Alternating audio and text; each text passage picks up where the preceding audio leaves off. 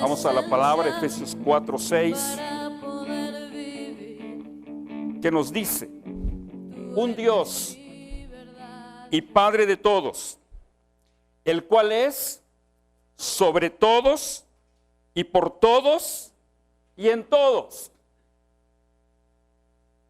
Un Dios y Padre. Dios es Padre. Y es bien Padre. ¿Sí? Dios se está manifestando ahí como un Padre. El problema está que la figura paterna también fue afectada por el pecado. Cuando Adán desobedece, también esta parte fue afectada. Y el hombre no está cumpliendo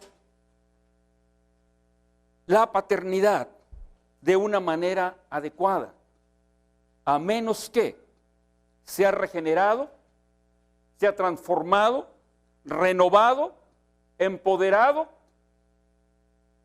y con conocimiento de la palabra vaya tomando su lugar.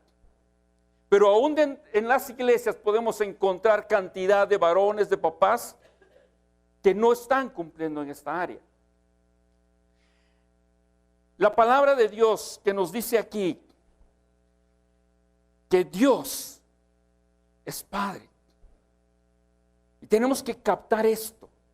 En este tiempo, más que nunca, tenemos que aprender esto, varones. Varones ya son padres o que lo van a hacer. Tenemos que captar de la palabra la esencia que nos lleva a lo que es un padre.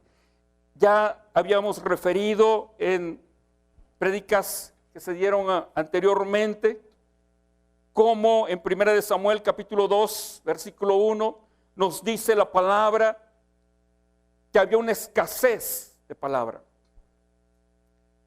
Y la escasez de palabra, ¿a qué nos lleva? Dice, no hay visión, no hay entendimiento, no hay comprensión. Y sin profecía o sin visión, ¿qué sucede? El pueblo se desvía. Fíjense bien, vamos a 1 de Samuel 2, versículo 12. Primera de Samuel 2, versículo 12.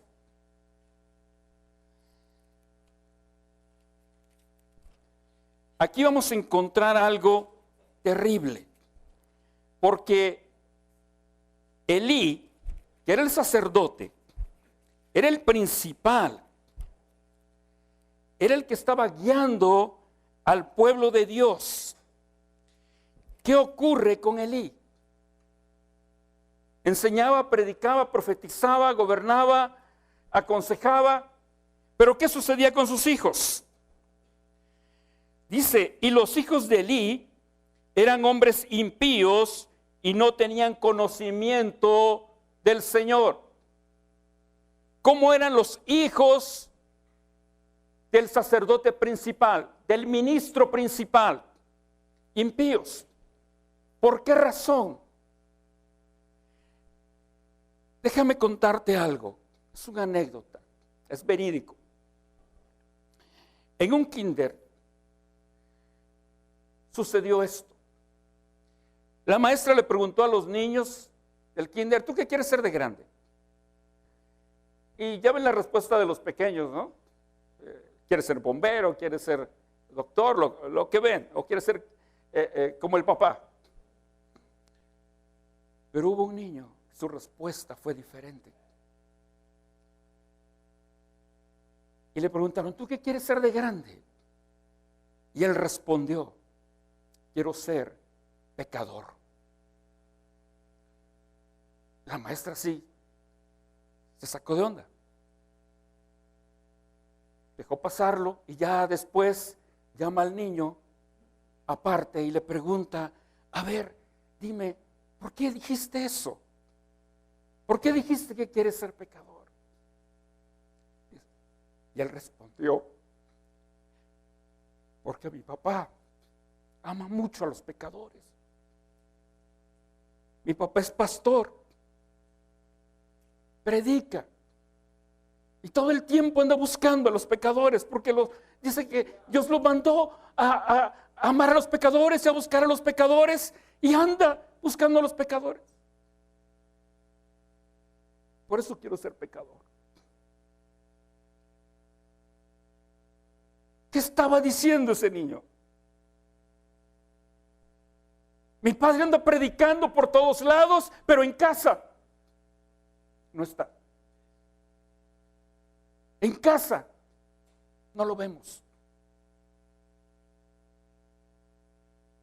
Quiere cumplir su ministerio, pero su ministerio principal, su casa, estaba abandonado. Y de una manera tan sencilla, un niño sin saber cómo explicarlo, él dijo: yo quiero ser pecador porque mi papá busca mucho a los pecadores. Pastores, ministros, cuánto cuidado debemos de tener de que no por querer cumplir mucho el ministerio, por no por querer abarcar tanto en el ministerio, descuidemos lo principal que el Señor nos ha encomendado, que es la familia. La familia es lo principal. Si la familia del ministro está bien, la iglesia va a ser bendecida. Pero si no está bien, va a repercutir. Elí era el ministro, pero ¿cómo estaban los hijos? Otra de las cosas que veíamos en esta escuela para padres es que la influencia del padre es tan fuerte en los hijos, que esto repercute y se reproduce. Estamos tratando ahí con varones grandes, algunos ya hasta abuelos, que decían: yo no conocía a mi padre, se fue cuando yo era muy chico. Dice: pero mi mamá me dice que estoy haciendo lo mismo. No lo vio, pero se estaba reproduciendo. Hay una genética ahí, no nada más una genética biológica, sino espiritual. Y estaban cometiendo los mismos errores. Y te lo puedo decir, yo también estaba haciendo lo mismo que mi padre. ¿Qué sucede? 1 Samuel, capítulo 8. Fíjate bien. 1 Samuel, capítulo 8. Nos está hablando aquí, tiempos después, cuando dice: aconteció que habiendo Samuel envejecido, Elí ya había muerto. Después Samuel fue el juez, el líder. Pasaron años y Samuel ya era viejo. ¿Y qué dice? Puso a sus hijos por jueces sobre Israel. Y el nombre de su hijo primogénito fue Joel, y el nombre del segundo Abías, y eran jueces en Beerseba, pero no anduvieron los hijos por los caminos de su padre. Antes se volvieron tras la avaricia, dejándose sobornar y pervirtiendo el derecho. ¿Qué hicieron los hijos de Samuel? Lo mismo que hicieron los hijos de Elí. Elí no desarrolló una buena paternidad. Se levanta Samuel, profeta poderoso de Dios, pero ¿qué ocurre en el aspecto familiar? Repite el mismo problema. Repite la misma falta. Se establece ahí una cadena de iniquidad que está pasando de generación a generación, aunque Samuel no fue su hijo biológico, pero Ana, su madre, se lo llevó pequeño y él lo crió, era su hijo adoptivo. Y se reproduce el problema. Y esto es lo que ha estado pasando. Una paternidad incorrecta ha estado de generación en generación y ha llegado a nuestros días y ha generado los problemas que estamos enfrentando ahora. Es ese punto, la falta de una paternidad responsable. ¿Y a qué nos llama el Señor? Varones. Vamos a ponernos de pie, varones.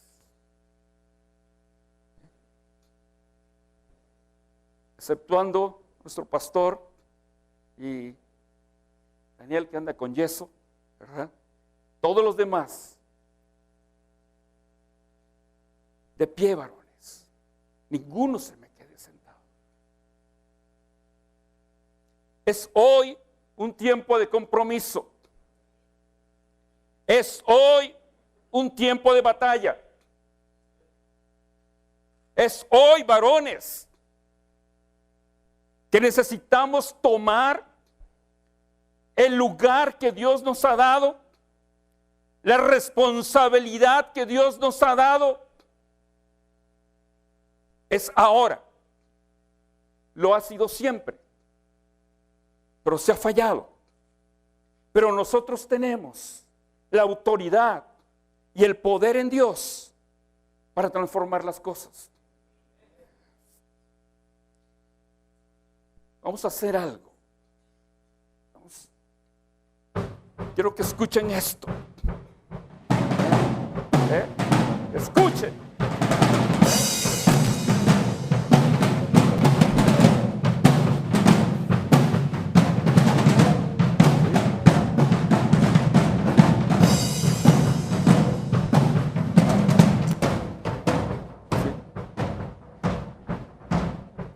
¿A qué les suena esto? Guerra, batalla. ¿Quiénes iban a la guerra? ¿Quiénes iban? ¿Las mujeres? Los hombres. Quiero que hagas esto conmigo. Te va a despertar también ahorita. Comienza. ¿Sí? Fuerte. Hazlo. No. Nada más algunos estamos como medio. ¿Cómo se va la batalla? Quiero que lo hagas de verdad. Hazlo de verdad. Siéntelo.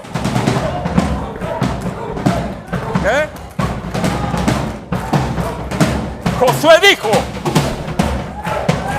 yo y mi casa serviremos al Señor. Siéntelo.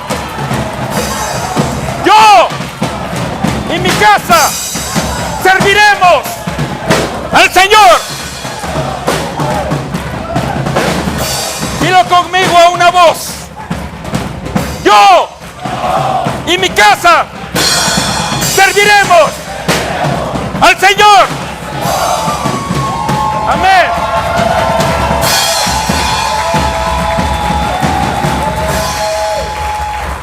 No se siente. Quiero que escuche.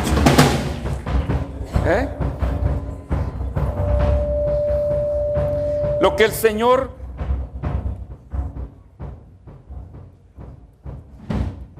nos quiere llevar. Vamos a 1 Corintios 16, 13. No se sienten, varones. Escuchemos la palabra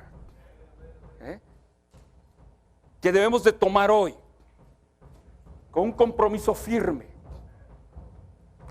El Señor dijo: enseñarán a sus hijos y a los hijos de sus hijos. Y esa falta de palabra es lo que ha hecho que las cosas estén como están ahora. Pero nosotros tenemos el poder para transformar. Cuando Israel estaba en Babilonia,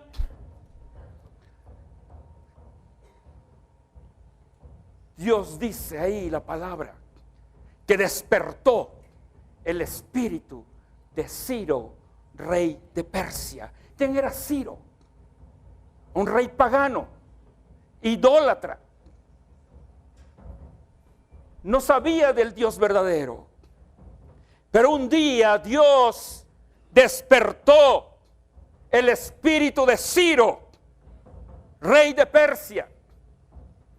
No podrá Dios ahora despertar el espíritu del presidente, de los gobernadores, de los senadores, de diputados. No podrá despertar el espíritu. Pero ¿qué hubo en Babilonia también? Hubo un Daniel, hubo un Sadrach, Mesach, Abednego y otros más. Hubo una Ruth que dijo: si perezco, que perezca, pero yo voy por mi pueblo. Hubo intercesores, hubo guerreros espirituales que no se doblegaron, que los echaron a los fosos de los leones por su convicción, que lo metieron al horno ardiente por su convicción. Y de todo eso los libró el Señor. Hubo valientes, guerreros, que vivieron su tiempo, que fueron valientes en enfrentar el poder humano. Y Dios despertó el espíritu de Ciro, rey de Persia, y dijo: Dios me ha dicho que se vayan y le levanten un altar en Jerusalén. Y mandó que les dieran oro, plata y todo lo que necesitaran. Dios puede despertar el espíritu del más terco, del más necio del mundo para hacer su voluntad. ¿Sí?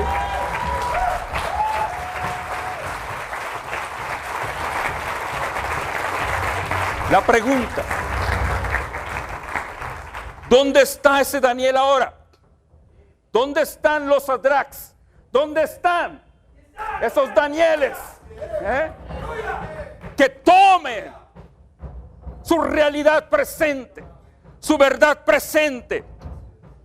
Desde aquí estoy y pago el precio. Porque como dijo Josué, díganlo: yo y mi casa serviremos al Señor. ¿Sí? Vamos, siéntelo, siéntelo en tus venas, siéntelo en tu corazón. Es tiempo de batalla, no de dormir. Es tiempo de levantarse. Es ahora. Es ahora.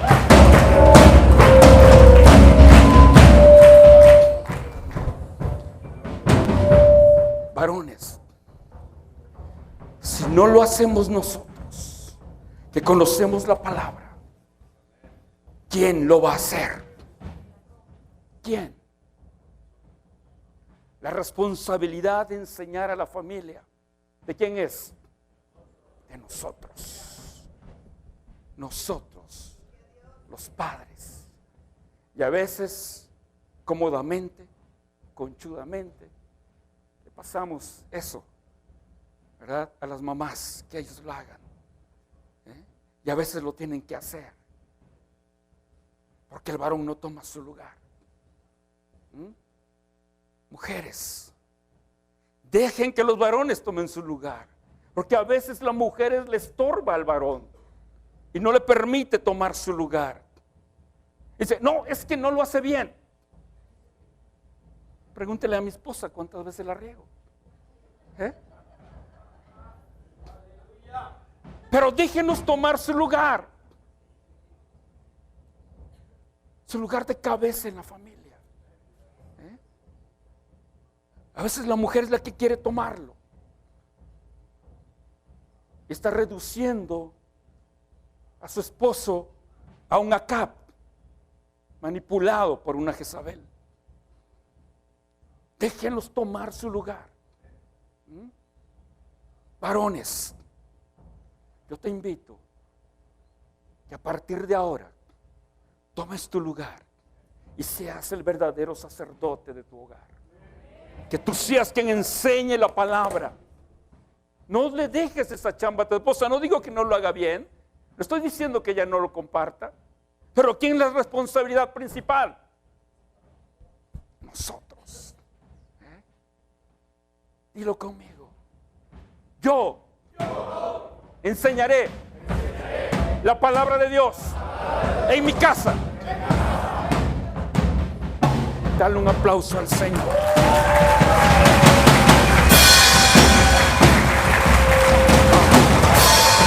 Sí, Padre. Amén.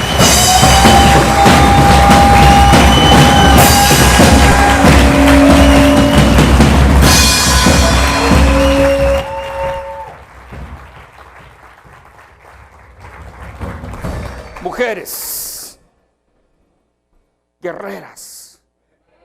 En Babilonia hubo una Ruth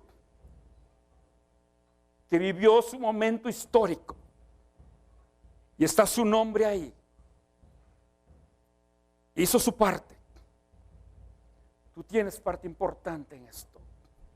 Edifica a tu esposo. Edifícalo con palabra de fe. Que falló, declara palabra de fe. Que no sabe hacer bien las cosas como líder, declara palabra de fe. Edifica. Y vas a ver los resultados. Palabra de fe. Este es el tiempo que el mundo vea a la familia cristiana. Que el mundo vea a la familia cristiana. ¿Sí? Eso puede cambiar las cosas. Amén. ¿Sí? Gracias, Señor. Vuelve a tomar su lugar.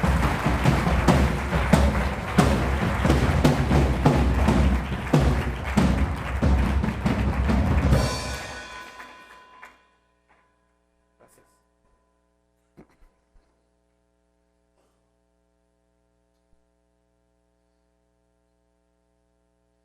Vamos a continuar.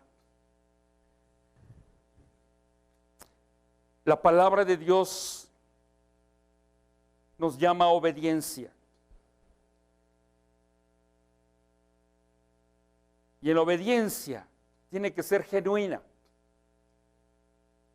Obediencia, no apariencia. Obediencia. Tiene que ser genuina y de corazón. Para que el poder de Dios se mueva, se manifieste. El Señor nos está llamando a obediencia. A veces me pregunto, cuando escucho oraciones que están pidiendo, Señor, quiero más unción, Señor, quiero más revelación, Señor, dame visiones. Y me pregunto, ¿para qué quieren más visiones? ¿Para qué quieren más visiones?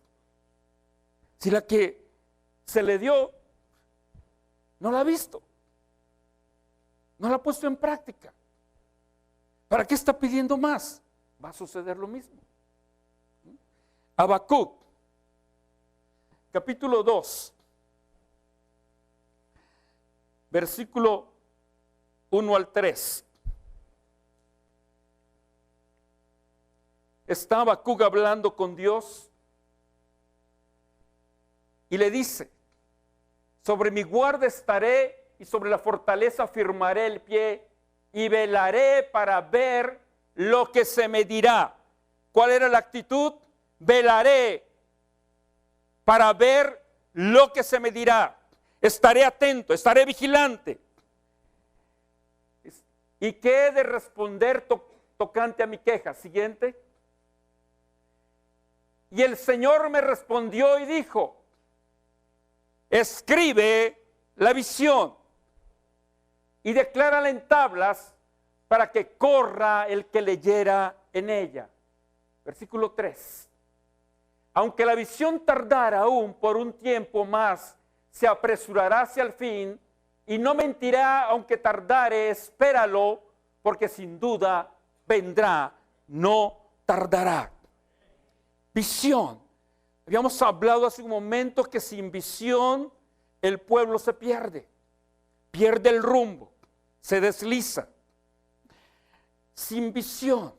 Pero aquí es importante esto. Cuando el Señor nos ha hablado en su palabra, o nos ha hablado de otra manera, con palabra profética, con sueños, con revelaciones, ¿qué hacemos con eso? Es importante lo siguiente, ¿qué vamos a hacer con esa palabra? Un hombre de Dios un día me dijo, la profecía se pastorea. En ese momento me quedé, ¿qué me quiso decir? Quise hablar con él para que me explicara y no hubo tiempo. Dije, bueno, en otra ocasión que me lo encuentre le pregunto. Ya no hubo otra ocasión. Ya partió de esta tierra. Es que ya no le puedo preguntar. Pero yo le pregunté al Señor, ¿qué me quiso decir este hermano, este apóstol con esa palabra? La profecía se pastorea. El asunto está que cuando recibimos una palabra, una visión, al rato se olvida. Y andamos orando por otra visión, orando por otra profecía, orando porque el Señor nos toque. A ver qué sueño me da, qué revelación me da. Pero la anterior la olvidamos. ¿Cómo nos va a dar más el Señor? Y Habacuc le recomienda a Dios, escríbela en tablas. ¿Para qué? Para que no se olvide. Escríbela. Tengo algunas palabras que me han dado, unas desde hace años, en unas hojas ya gastadas. Cuando me las encuentro las vuelvo a leer. Hay cosas ahí que ya he visto cumplidas y otras estoy esperando. Dice, aunque parece que tarda, a llegar. Las estoy esperando, anhelando. Pero hay una cosa, ¿cómo vamos a ver lo que nos han hablado, lo que nos han profetizado, lo que Dios nos ha hablado en sueños? ¿Cómo lo vamos a ver? Hay una cosa que tenemos que hacer. Esdras capítulo 7, versículo 10. Esdras capítulo 7, esto es algo clave. ¿Cómo prepararnos para ver cumplida esa visión, para ver cumplida la palabra de Dios, lo que te hayan profetizado? Esdras 7:10 dice, porque Esdras había preparado su corazón para inquirir la ley de Dios. ¿Y para qué? Para cumplirla. Y para enseñar en Israel sus estatutos y decretos. Preparó su corazón para inquirir. ¿Qué es inquirir? Es buscar, es investigar, es profundizar, es estudiar, prepararse. Si Dios te ha dado una palabra, ¿qué tanto te has preparado para ver cumplida esa palabra? Cuando Dios nos da una palabra, necesitamos nosotros disponer nuestro corazón. Dios ya te dio su voluntad, ya te expresó su voluntad para ti. Pero a nosotros nos corresponde prepararnos para ver cumplida la profecía. Esdras estaba aquí preparado. Preparó su corazón, inquirió, investigó, leyó, estudió la palabra de Dios para poder cumplirla. Y no nada más para cumplirla a él, sino también para qué? Para enseñar. Para enseñar. Estos son los pasos de pastorear una profecía. La profecía hay que tenerla y hay que retenerla y prepararse para verla cumplida. No es tratar de cumplirla, es prepararnos para que Dios la cumpla en nosotros. Y fíjate bien, ¿qué más nos lleva el Señor? Si tú lees Apocalipsis 19:6, la última frase dice que la iglesia se ha preparado. Habla de las bodas del Cordero. Y en esas bodas, ¿quién es la esposa? La iglesia. Pero imagínate una boda donde la novia llegue chancluda, con los tubos todavía en la cabeza, el vestido todo arrugado, no le dio tiempo de plancharlo, sin maquillaje, eso es peor. ¿Te imaginas que llega una novia corriendo y quitándose la regla? Y el novio, impecable, de smoking o de frac, esperando. ¿Cómo se va a ver esa boda? Dice, a ver, 19:6, ¿verdad? Sí, por favor. 19:6.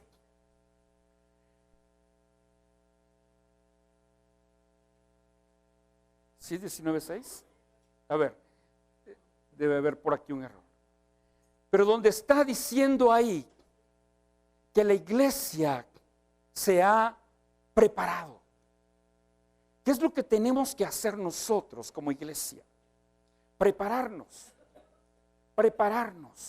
día tras día. Día tras día. Comentaba con un hermano hace rato cómo fue cuando Dios me llamó a predicar, y la primera vez que prediqué, no me dieron un curso de predicación. Tenía 4 o 5 meses de creyente. El pastor que me discipulaba me invita y me dice, acompáñame, vamos a una casa, porque un hermano invitó a varios vecinos, y pues yo quería ir con él, yo quería escuchar todo. Sí, pastor, yo te ayudo, a ver qué cargo, tu Biblia, lo que sea.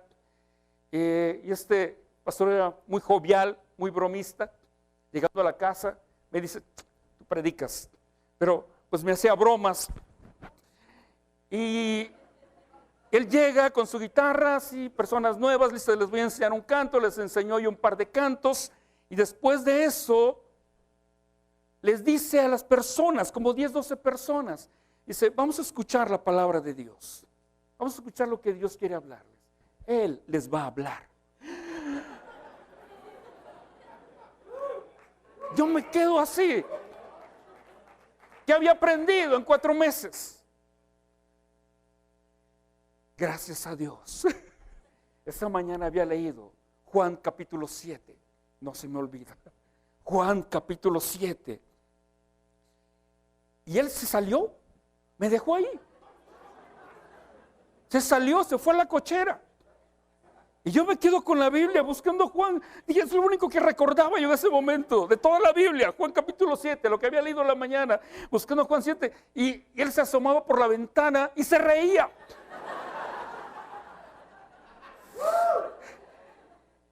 Y yo sufriendo, sudando, temblando. Leí lo que había leído de Juan capítulo 7. Lo que yo comprendí de esos versículos se los dije. 10 minutos, había terminado.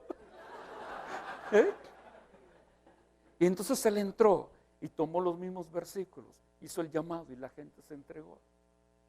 ¿Sí? Y después de eso me dice, eso sí ya fue serio, me dice, el hombre de Dios siempre tiene que estar listo. El hombre de Dios siempre tiene que estar listo. Y de ahí en adelante yo aprendí la lección. Todos los días tenía que estar listo. No sabía cuándo me iba a aventar al ruedo. ¿Cuándo tenemos que estar listos? Siempre, siempre. Segunda de Reyes. Fíjate bien. Segunda de Reyes, capítulo 13. Vamos a Segunda de Reyes 13, versículo 15 al 19. Aquí vemos a un rey. Y le dijo Eliseo, está hablando ahí con un rey. Y este rey estaba en guerra. Tenía una batalla que librar. Y Eliseo va con este rey, versículo 15, y le dice, toma un arco y unas saetas. ¿Cuántas? No le dice cuántas, pero le habla en plural. Y dice, unas saetas. Tomó el rey un arco y unas saetas. Y luego dijo Eliseo al rey de Israel, pon tu mano sobre el arco, y puso su mano sobre el arco. Entonces puso Eliseo sus manos sobre las manos del rey. Esto es un acto profético que estaba haciendo Eliseo. Y dijo, abre la ventana que da al oriente. Hacia allá estaba el enemigo de este rey. Y cuando él abrió, dijo Eliseo, tira.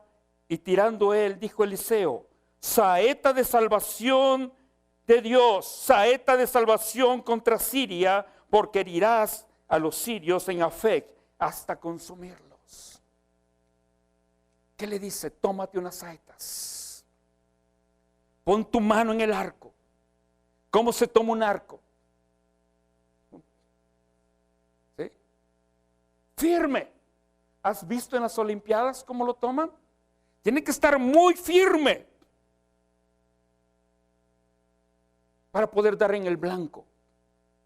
Tienen que tener un pulso fuerte, firme, no de maraquero, ¿sí?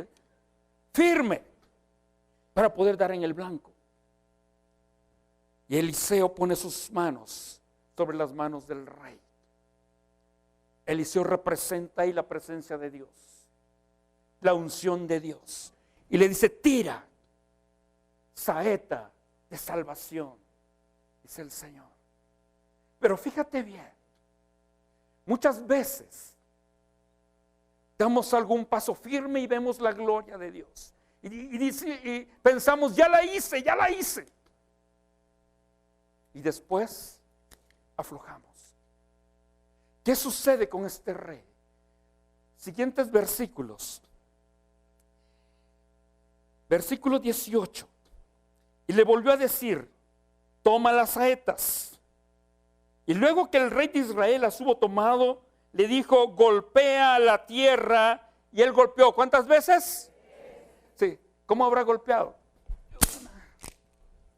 1, 2, 3. Ay, ya Eliseo. ¿Qué sucede? ¿Qué le dice ahí Eliseo? Versículo 19. Entonces el varón de Dios, ¿qué sucedió? Se enojó contra el rey y le dijo, al dar 5 o 6 golpes, ¿qué? Hubieras derrotado para siempre a tu enemigo. 3 nada más. No pudiste haber dado otros más. Si hubieses dado otro más, hubieses vencido totalmente. Pero a veces se hace a medias. Se obedece a medias.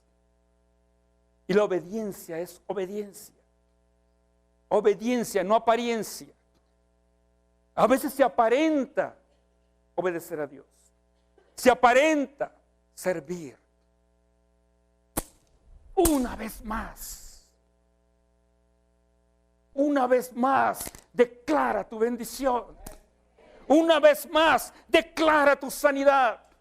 Una vez más, declara tu prosperidad.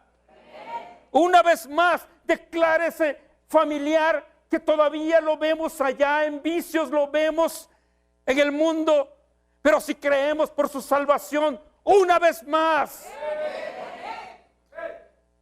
no con indolencia, sino con ¿qué? Con diligencia.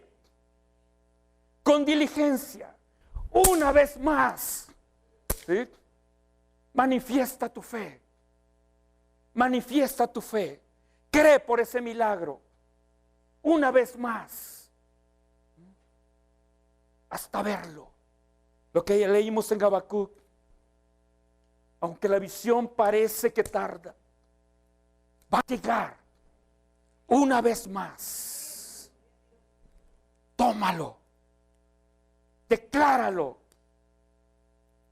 Ahora tú eres esa saeta. Saetas bruñidas. Tú eres la saeta de salvación para mucha gente que está afuera.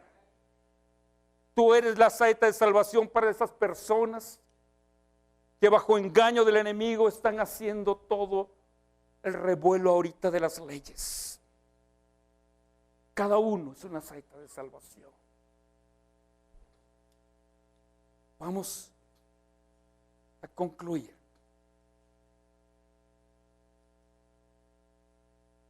Para esto necesitamos algo muy importante que se llama unción. Isaías 10:27, conocemos ese versículo. ¿Para qué es la unción? ¿Qué hace la unción? Dice que, ¿alguien lo puede declarar? Pudre yugos. Pudre yugos. Todo eso tiene que romperse con unción. La unción fluyendo en ti. ¿Cómo vamos a ir fluyendo en esa unción? Ya la tienes. Si recibiste a Jesús, ya tienes ahí la unción. ¿Qué falta? Hacerla crecer. Hacerla crecer. Es como la fe. Ya la tienes. Hay que hacerla crecer. Después lees Juan 7, 37 al 39, donde dice que ríos de agua viva, ¿qué va a suceder? Correrán. Un profeta vio en visión el umbral, el templo, y dice que del umbral salía un río, y en ese río le comenzó a mojar los pies y luego los tobillos, las rodillas, y fue subiendo hasta que ya no podía tocar suelo. Tenía que nadar, estaba inmerso ahí. Por favor, quiero mostrar algo.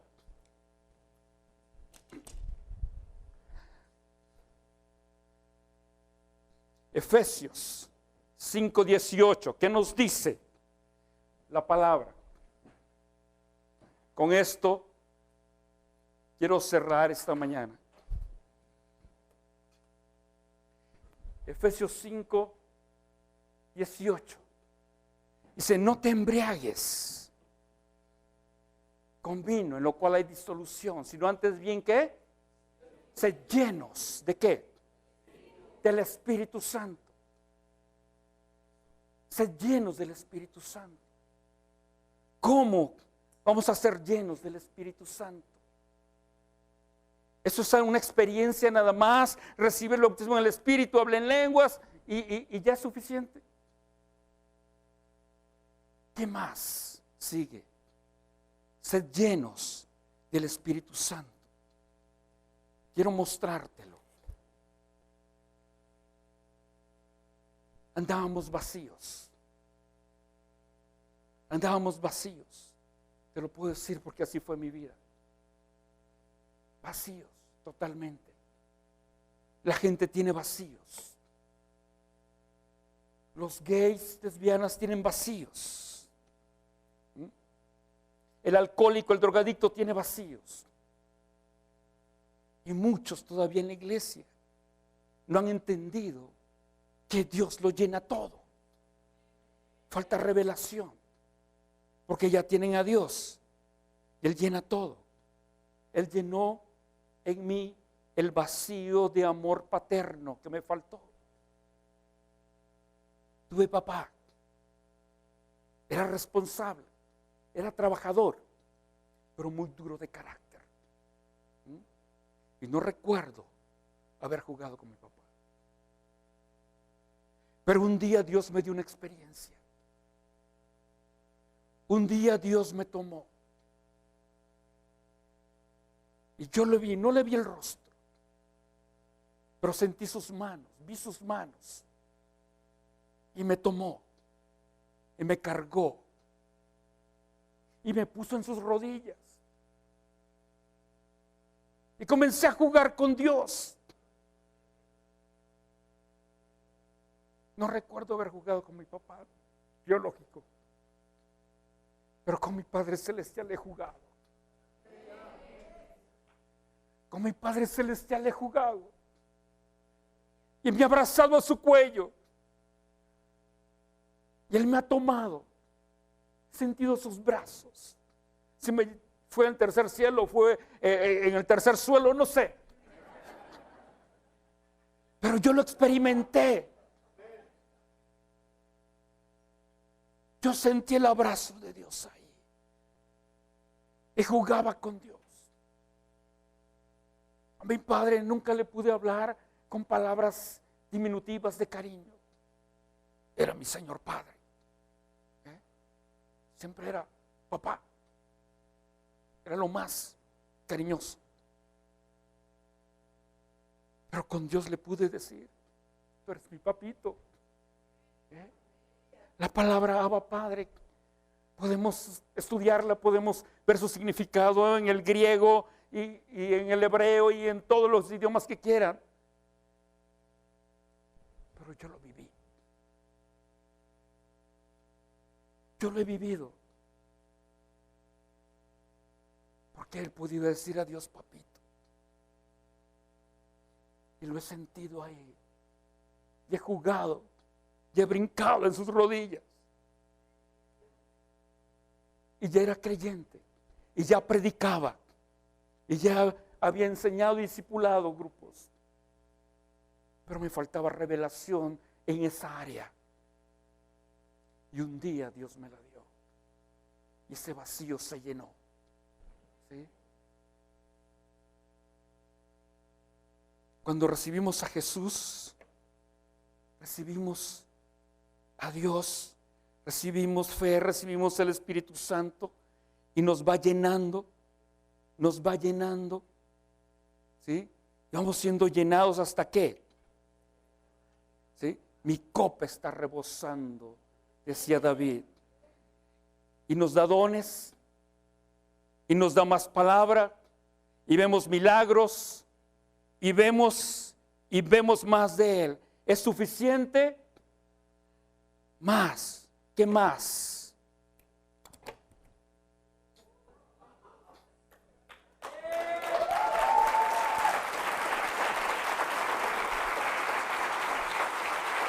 Inmersos en su espíritu. Tenemos que llegar a la estatura del varón perfecto. Inmersos en su espíritu. Completos.